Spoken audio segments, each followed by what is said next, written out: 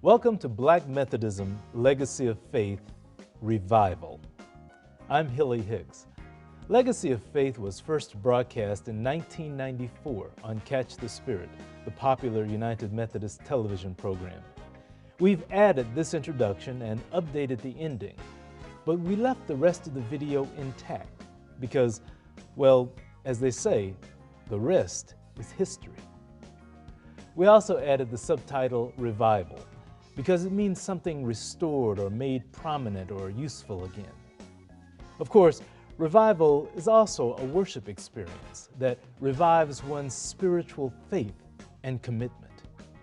We hope this revival of Black Methodism Legacy of Faith will benefit you and other viewers in just that way. We're offering this video again to help United Methodists celebrate the 40th anniversary of several related and pivotal events in the life of our denomination. The end of the racially segregated central jurisdiction, the birth through merger of the United Methodist Church, and the founding of Black Methodists for Church Renewal, and the General Commission on Religion and Race, both of which have spent 4 decades pursuing racial justice and reconciliation throughout the church. We hope this video will help you and your congregation to appreciate the rich, vibrant history of Black Methodists and the legacy of faithfulness and fortitude this denomination celebrates. Enjoy.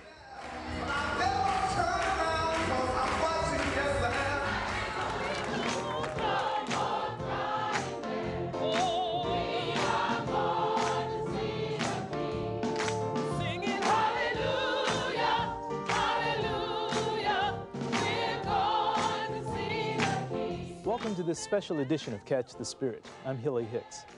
Today we focus on the African American United Methodist Church, its past, its present, its future.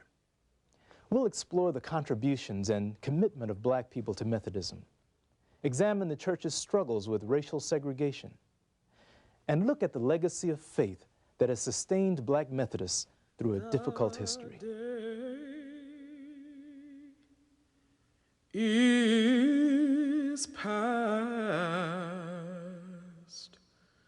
and gone.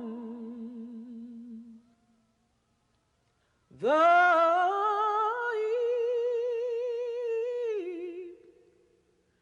evening shades.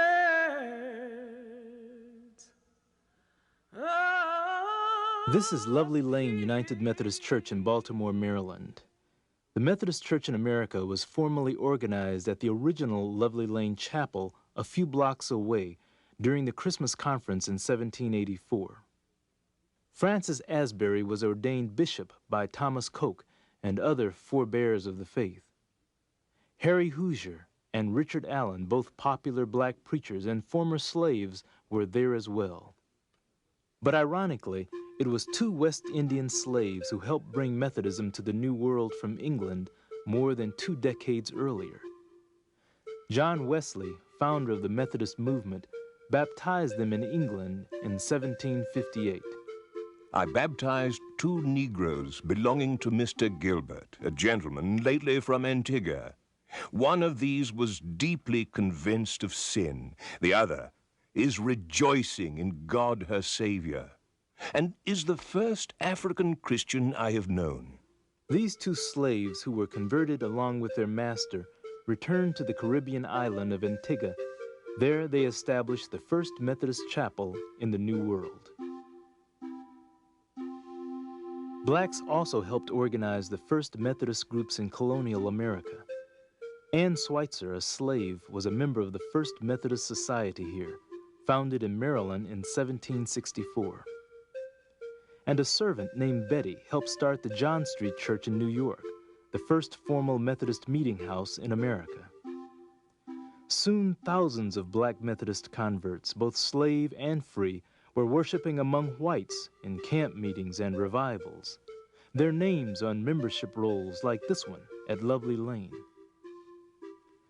They responded to the impassioned songs and sermons of the Methodist movement, and the message that divine grace was for all God's people, black or white, rich or poor, free or slave. Somebody else has told you you're nobody. Somebody has told you you're a slave, you'll always be a slave. Somebody has told you that you were born to carry the water and for me to have my foot on your back. And here comes somebody saying, God loves you, God created you in God's own image, and you're a reflection of God, and God has accepted that you accepted. You're somebody, and it doth not yet appear what you shall be. My Lord. We thank you, Jesus. Oh, Lord. Oh, baby. Mary's baby. Blacks were licensed by Methodists to preach to other blacks and occasionally to mixed congregations. Of course, they could not be ordained or administer sacraments, but these sons of thunder could preach eloquently, and they inspired thousands of blacks and whites to convert to Methodism. Henry Evans introduced Methodism to blacks and whites in Fayetteville, North Carolina. And John Stewart preached to the Wyandot Indians, establishing the first successful mission among Native Americans. But first, there was Harry Hoosier, a former slave who became one of the most renowned preachers in America. I sing by faith, pray by faith, and do everything by faith. Without faith in Jesus Christ, I can do nothing. He was small, with brilliant eyes, keen mind, and a compelling voice. Harry Hoosier traveled and preached the gospel from New England to the Carolinas in the late 1700s. He traveled with the early circuit riders, and Black Harry would go and preach. And in many cases, folk came not to hear the bishop, but they came to hear Black Harry, because Black Harry Hoosier was such an eloquent, able preacher.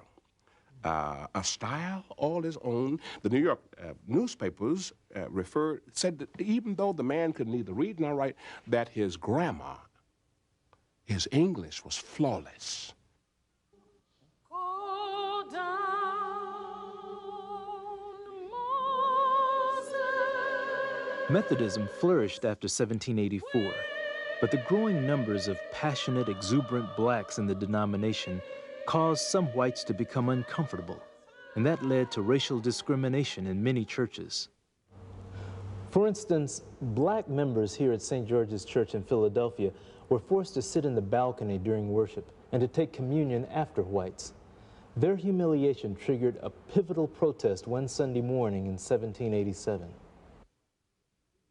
4 black men, including Richard Allen, a licensed preacher, sat in a whites-only section before kneeling to pray. Suddenly, 2 sextons pulled them from their knees and told them to move. The 4 left the church in protest and began holding separate worship services with others in a rented storeroom. Allen raised the funds to buy land and started Bethel African Methodist Episcopal Church in 1794. In 1816, they organized the African Methodist Episcopal Church, ordained their own elders, and selected Allen as their first presiding bishop. Allen understood that these Methodists were saying one thing about who this God is and what grace means and so on, but they were practicing something else. But one of the things that Allen says when he leaves, I am glad I ever heard a Methodist preacher. I will always be a Methodist until I die. In 1794, the year Bethel Church opened, another group of blacks left the balcony at Old St. George's and began worshiping separately in an abandoned butcher shop in Philadelphia. 2 years later, they built African Zoar Church, and then later, they moved into this building. Zoar United Methodist Church is the oldest black congregation in the denomination. While the AMEs and others formed new denominations, this congregation chose to remain in the Methodist Episcopal fold. Meanwhile, other black Methodists in other cities emerged from segregated galleries to establish their own churches. Their members were the proud remnant. They chose to separate physically and yet to remain within the denomination. But their choice meant facing continued oppression from white peers and taunting from blacks who had left to form their own denominations. So why did they stay? Perhaps for the prestige, the security, the economic benefits to help their people. But more importantly, this was their church too. And they clung to the hope that by staying, they could one day change its policies and the attitudes of its white members. Sadly, that day was a long time in coming. Guide me, O thou, great Jehovah, pilgrim through this barren land, God. Come on up, church. Once they had their own churches, black Methodists could worship freely, without restraints on their spirited preaching and singing. They sang both the spirituals of their people and the hymns of white Methodists, often drawing from African traditions in their celebrations. In Africa, music was a part of everything that the people did. In fact, there's an old African dictum that says the spirit will not descend without a song. They would take the music of Watts and Wesley and appropriate it. They would change the rhythms. They would sometimes change the texts so that if the text didn't relate directly to their social condition, then they would fix it and it would become their song. If the melody or the harmony needed to be embellished, they would do that.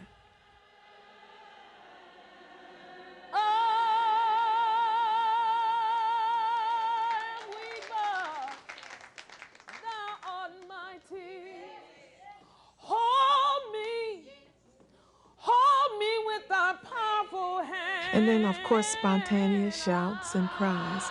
And this is what began to draw others in. Basically, you had a cappella singing. It was homophonic. In other words, there were melodies going on with harmonies underneath. Tell me, how did you feel when you come out the wilderness, come out the wilderness, come out the... Tell me, how did you feel when you come out the wilderness, leaning on the Lord?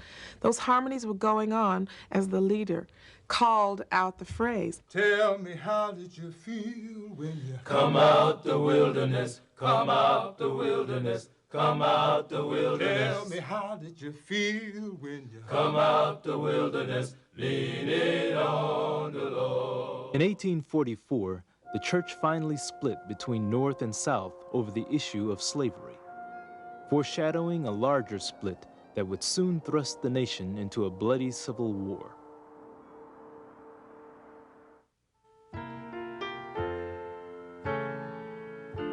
After the Civil War, the Northern Church organized the Freedmen's Aid Society, which set up new churches and 59 schools and colleges to teach basic skills to former slaves.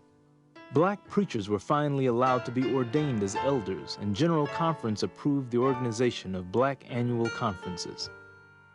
As black churches grew into the 20th century, they accomplished a great deal, supporting the denomination's colleges, schools, and children's homes, developing social services and credit unions to aid their communities, helping to fund domestic and foreign missionary efforts. Gammon Theological Seminary in Atlanta trained black students for ministry. And Gulfside Assembly Retreat Center on the Gulf Coast was built by black donors to host gatherings for education, leadership training, and recreation. Finally, after much prodding, the 1920 General Conference elected the first 2 black bishops to serve in the United States. Robert E. Jones and Matthew W. Clare Sr. were appointed to oversee 11 black conferences. Of course, you cannot talk about music of Methodism without calling the name of C.A. Tindley and the Tindley hymns. When the storms of life are raging, stand by me, stand by me. When the storms of life are raging, stand by me, stand by me. Beams of heaven as I go through this wilderness below. Tindley was crucial to the Methodist movement in terms of hymnody. This prolific hymnist rose from a humble background to become the pastor of one of Methodism's largest and most active congregations. He had a voracious appetite for knowledge as he pursued a career in ministry. Often called the Prince of Preachers for his eloquence and booming voice, he became the undisputed leader of the Delaware Conference. Tindley's 5,000-member congregation erected a vast 3,800-seat church in 1924 and named it Tindley Temple. The church overflowed on Sundays and during the week housed ministries for the poor and educational and cultural programs. Mary McLeod Bethune also came from a poor background as one of 15 children of sharecroppers. She too avidly pursued an education and founded a small school for black girls that later became Bethune-Cookman College in Daytona Beach, Florida, an historically black United Methodist college for men and women. Her integrity and persuasive advocacy for the needs of youth and human rights earned her the respect of several U.S. presidents. And like Tindley, she was a leader in the Methodist Church. When I think in terms of the contribution of black women to the church, you know, early in my life, I opened the door one morning of our parsonage in Cincinnati. I was about 8 years old, and one of the stories of my life was meeting this black woman who stood there in, dressed all in black, stockings, everything, you know, black cotton stockings, and she just stood there, and when I opened the door, she said, "Young lady, what do you plan to be?" Well, I was getting ready for school, and the only thing I planned was to be at school that day. And before I could answer, she said, "I am Dr. Mary McLeod Bethune." And I didn't know, but I knew this was somebody great. And I called my mother. And for Mary McLeod Bethune to come and be at our house was a part of the experience of meeting a strong black woman who was Methodist, who was in Cincinnati to speak to Mr. Gamble of Procter & Gamble to get money for her school, Bethune-Cookman. And I remember sitting at the feet of these two black women, Mary McLeod Bethune and Isla Marshall Turple, very strong women in the church, and not just the local church, but in the conference, in the whole church, and in the community. Considered one of the most influential figures in American history, she is the first African-American and the first woman to be honored with a memorial statue in Washington, D.C. Despite the contributions of these and other black Methodists, many whites, especially in the South, still could not accept them as equals in the church they had helped create. So when the Plan of Union finally passed in 1939, it included a compromise that created 5 geographical jurisdictions for white annual conferences and a separate central jurisdiction for blacks, regardless of their location. Thus, 350,000 black Methodists in all black conferences became, in the words of one historian, sacrificial lambs on the altar of union. I think, to speak fairly, that's the only way they could have united. Because you must remember that that bitter fight in 1844 with slavery was still sharp in the memories of many people. In 1940, Bishop Robert E. Jones talked about the fact that we had a structure that we did not like at all. But we had been in the church, we black people, from the beginning, and we weren't about to leave, and we weren't about to let anybody push us out. Some blacks advocated withdrawing from the church, but many were determined to make the best of the situation, to continue to develop their leadership, their churches, and their fellowship with one another. Well, my history goes back to the 50s when I was in Methodist Youth Fellowship. I think in large measure who I am and what I am in the United Methodist Church today goes back to those early days in the central jurisdiction of the Methodist Church. So I think that participation in those early days exposed me not only to what the church was about, but to the structure, to people with whom I even continue to interface and interact now. Still, They often had to endure disrespect, frustration, and embarrassment over their inferior status. Nobody wants to be oppressed. But if you ever learn how not to hate when segregated, that is important. And I think black people can teach that lesson. Events outside the church intensified the quest for racial equality. This isn't a conflict between black folk and white folk in the final analysis. It is a tension between justice and injustice. In 1964, General Conference finally responded to pressure and mandated that the central jurisdiction and segregated conferences be dissolved by the time of its 1968 merger with the Evangelical United Brethren Church. I woke up this morning with 1968 was a watershed year for both the church and the society it often mirrored. America was stunned by the assassinations of Martin King and Robert Kennedy, and alarmed by race riots and cries of black power in its cities. The new United Methodist Church, meanwhile, faced its own confrontations in the wake of merger. Black members felt powerless and fragmented as their conferences were absorbed and their priorities ignored. Ignited by the storm of protest overtaking the country, they organized a caucus and demanded changes in the church's policies and practices. The sacrificial lamb of 1939 was now an angry lion hungry for justice. The founding of BMCR, Black Methodist for Church Renewal, was probably one of the things that kept some of us in this church. This is a period of American history when the black community is alive with black pride and some sense of black identity, and we're wearing our dashikis, our hair in African Afro style, and we're singing black songs, and we're lifting up black culture and our black history. And here was the church that we belong to, somehow not dealing with these issues. We had to have something that became the gadfly. I remember so well going to Cincinnati to the first meeting that we had in 1968, going with a sense of pride, and with a sense of expectation that finally we as black Methodists are coming together and saying to the church, you've got to be the church. I also remember with some sadness, almost with pain, the numbers of black people who could not find it in their hearts or their heads to come. Church was very anxious about it. Some bishops ordered their people not to go.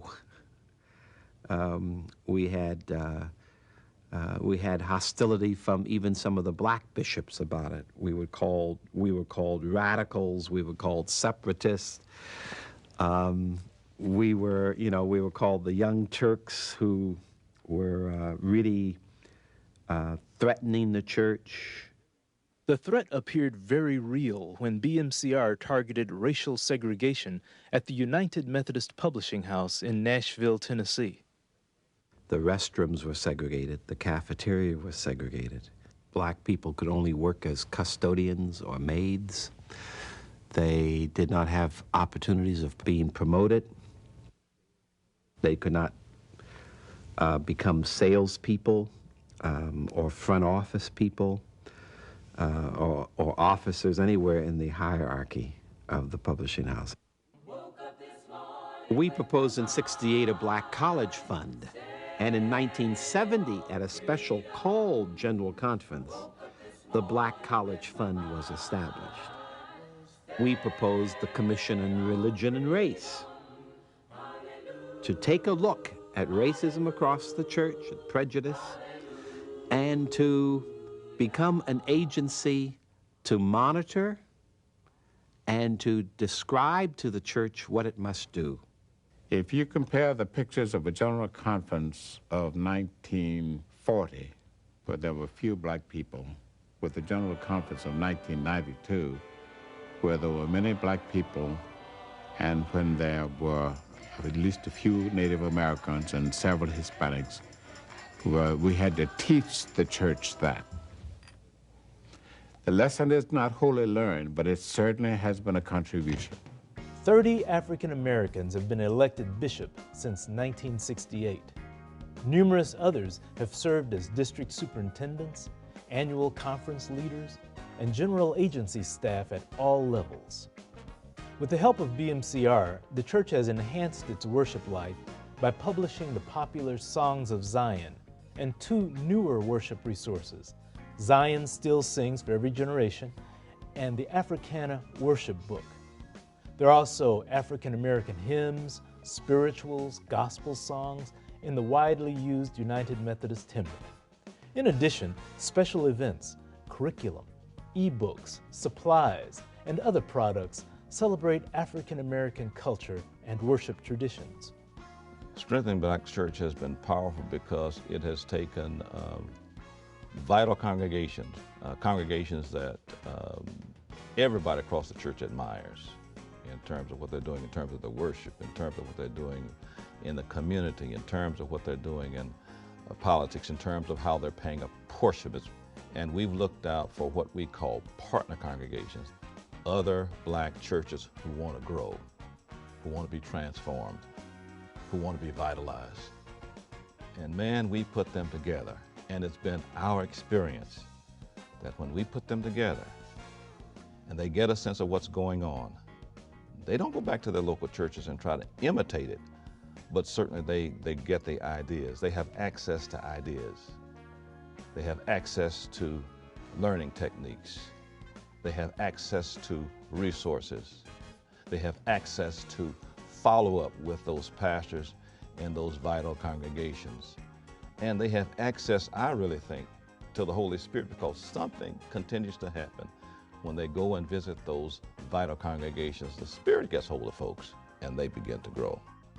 I command you, Satan, in the name of the Lord. Vital ministries happening in many Black United Methodist churches today include creative praise and worship, discipleship and leadership training, community health, education, and economic development initiatives, global mission outreach efforts, solutions to homelessness, addiction, crime, unemployment, and other human crises.